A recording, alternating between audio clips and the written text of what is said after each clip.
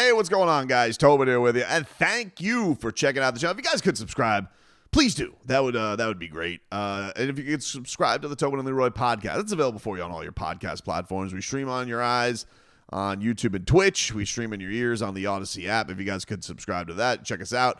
Take us with you where you go. Hey, you're talking like 4 hours. We could be your friends every single day. So I appreciate you guys supporting me here. I hope you guys can go support me there. Always blown away by it. So thanks for that, man. Especially in these dog days of summer. We're having fun, baby.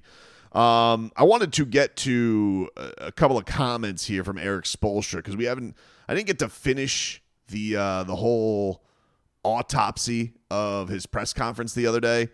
And he still had some pretty interesting things in there, some beefy stuff.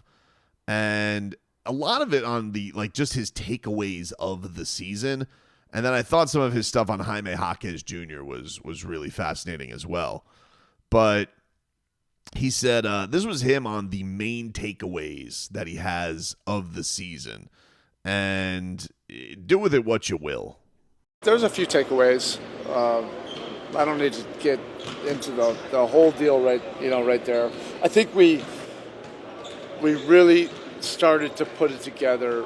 There were a lot of things obviously happened, and we pride ourselves in hitting stride and getting better as the season goes on at the right times. It happened very late for us. It happened in about the last 10 games. And then that led to 2 really competitive play-in games. Big picture, that's not where we want to be. But it felt like we were building something in those 10 games. And those 2 games were exhilarating. The locker room was alive after that Atlanta game. And then it was a buzzkill after that. But there's different levels to this. We understand that. Buzzkill is putting it lightly. Buzzkill is like when you're watching your favorite TV show and the finale doesn't live up to the hype. I wouldn't exactly call getting smited by the Cleveland Cavaliers by a record margin of defeat after exhilarating playing games. I wouldn't exactly put that under the category of buzzkill. Like, to me, it was a little bit more than a buzzkill. I get it. Spo doesn't want to cry over it, but man, I am curious. The one thing I'll give them on the Jimmy thing and is, with Jimmy, this has nothing to do with the chaos. All right. I'm tired of hearing about that. The only thing that I'm going to be curious about is, Jimmy typically with his injury issues, not bearing the year that his MCL got messed up in the play-in game. Typically his issues were first half issues. And then, you get him, and it kind of was always with him. And even he knows this. Like, he was always kind of always a ramp-up player. And I am wondering, again, hoping the talent is good enough. But okay, if we're gonna play Spo advocate here, and we're gonna believe what the Hall of Fame, future Hall of Famer coaching mastermind has to say. Does having that consistency of a roster bear out a little bit more? Will it help? That's going to be certainly an interesting thing. Tyler had a really good season last year as far as durability was concerned. You hope that is now the trend for him because, Pat Riley had described him as fragile. In fairness to Tyler, a couple of those were pretty fluke injuries. It's not like he's always getting a groin or a hammy all the time. He's a guy who is in shape, but I do hope that, Bam, probably one of the most durable players in the league. I mean, what's his one serious injury? Like a thumb thing, like that a freak thumb thing that happened to him that he had to get surgery on and still came back and played like the best defender in the league. Wiggins, typically a very durable player, and got hurt. Powell, he's had some things that have kind of nicked him with injuries over the last couple of years, but certainly got to think that those areas of continuity, maybe that'll help. But man, I really don't want to hear about exhilaration in what they were saying. But here was the rest of his answer on things that he found into the season. Those close games are something that we've really analyzed. That can change the trajectory of your season if you handle those moments of truth better, and you have a few more wins out of those groupings of games that were very winnable, fourth quarter leads, that kind of stuff. Whole league's trying to figure that out, but that's given us something to really dive into. And then offensively, building a system where it can be dynamic and a little bit tougher to just prepare for if you're on the other side. I mean, I think in my mind, both of those are way more important. I mean, the Heat and their fourth quarter collapses last year, mind-numbing with how this team found ways to lose, from the man himself, the man you just heard, forgetting timeouts, to Tim Hardaway, turning into NBA Jam with 3-pointers after getting up 8 in overtime, to the 4 buzzer beater losses at home this year. Whew, I mean, it was insane. It was insane to see some of the ways the Miami Heat figured out to lose, but they were a horrific fourth quarter team last season. And you gotta hope that this man, with a summer of assessment, has come up with some type of answers.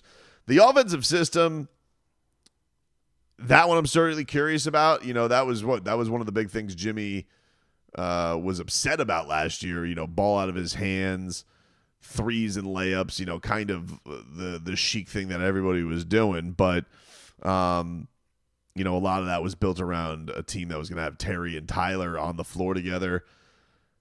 Kevin Love was starting. Nico, was Kevin Love starting or Nico starting opening night? I think it was Nico, excuse me. And this is, I would imagine, he's got a couple different ways. I mean, he could start with Nico in the starting lineup again and have Bam at the 5, or he could go with Bam and Ware. I think it's going to be a camp competition, to be honest with you, because I think that they're going to continue to test Kalel. So I'm not gonna write Ware and Penn yet, because I feel like the Heat are going to go into this wanting him to earn it.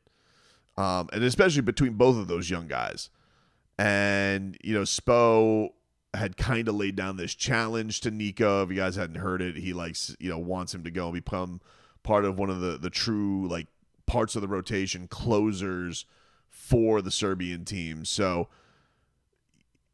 yeah, it's going to be interesting to see how the Heat go about this. Because I think if Wiggins is coming back, I think you could probably write in pen. Well, you could write in pen for sure Bam and Tyler. You could probably write in pen Andrew Wiggins. And then the big questions are going to be, all right, is the starting guard going to be Norman Powell? I would lean Norman Powell or Davion Mitchell. And then the big is going to be either Nico or Kalel. So that's going to be an interesting one for sure. But whatever it is, yeah, they have to figure out a way to become more dynamic and become more unpredictable. I think one of the things that they have as unpredictability is Nikola Jovic with the ball in his hands. Kasparas Jakubonis, what can that guy actually be? What is he going to provide for them? The mix of Davion Mitchell with Powell, then with Tyler, staggering those guys, maybe having one of them on the court at all times. Then it's going to be interesting to see what, Bam had this year, where he just got off to such a crappy offensive start. And then in the midst of the season, found his stride again, and especially with the 3-ball. And then how does he ride that balance of the shooter and the guy who has to be physical and driving and attacking the basket? Because I would like to see a lot more guys attack the basket on this team. Norman Powell made a big point of that with this, of not being, a offense that is going to let the teams off the hook. And then, I'm not saying they got to throw their neck at the rim at all times. You got Powell, who's got a really great floater. You got Tyler Hero, who's got the patented baby float. But certainly Bam. I mean, there has to be some measure of Bam, Wiggins, all these guys being able to get their heads at the rim and put pressure on the defense to create other stuff and create open looks. So we'll believe it when I see it, because I gotta see it to believe it. But it's a great thing that Spo's putting there. I certainly like the second half of the answer better than the first half, because I'm like, let's not put lipstick on a pig for that. It was a horse bleep season. It was. Yeah, a lot of things that were out of the Heat's control, injuries, drama, all fine. But also assessing the talent, now they get a little bit of a boost. They get guys being a little bit older. Is it going to be good enough? Unable to say that yet. And he also was talking about the East, about it being wide open. And he had said that, rooting for thinking that you only have a chance because guys are injured. He called it a loser's mentality, which he's a maniac. That's why that is why you love Spo, because he's a pure maniac. Look, I'm dying for this man to have answers. I am. I hope that what Pat Riley said, I hope that he got away from it. He came back reinvigorated. I'm excited for it, man. It was goosey seeing Norman Powell with Spo and the whole coaching staff that was out there going to Norman Powell's workout and checking things out and seeing how the team was and seeing what their new player can bring to the table. I think that's great. And I don't discount the Miami Heat not having any drama helping. I think that definitely will help. But ultimately it's a talent league, and we really got to see what guys are going to take leaps from, because that's the X factor of it. And it's why, maybe that's why they had to get serious with Khalil, because I think they do know, whatever you think of his motor and the criticisms that he's going through right now, I think we all have eyes, and we can all see that guy is probably one of the bigger freaks that they have on the team, and they need him, and they can't really afford to have him go on this slow roll growing. The Heat really can't afford another sophomore slump. They can't afford another Jaime Jaquez sophomore slump. Now, he's younger, so maybe you expect it a little bit more. Spo does always say, hey, it's not always an incline. Sometimes it's peaks and valleys. But I think the Heat are trying to mitigate having any of those valleys be mental and be, basketball spiritual with him. They need that.